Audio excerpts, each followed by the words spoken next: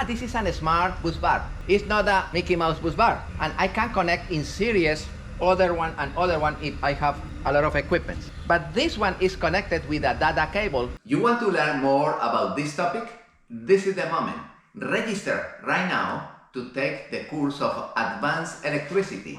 Following this book, we are going to follow the second part of the book from chapter 9 to chapter 17.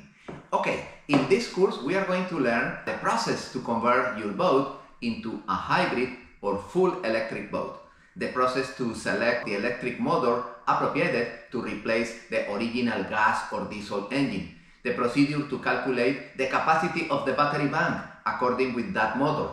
And the procedure to calculate the amount of solar panels appropriate to recharge those battery banks. Okay, this is the moment. In this course, we are going to learn about generators, inverters, shore power, integration of everything together in that intelligent system, the Victron system. Okay, my friend, this is the moment. If you live in South Florida, in the area of Miami, West Palm Beach, Broward, you can register and assist to the laboratories Monday to Thursday from 7 a.m. to 10 a.m. 4 days per week from 7 to 10 in the morning.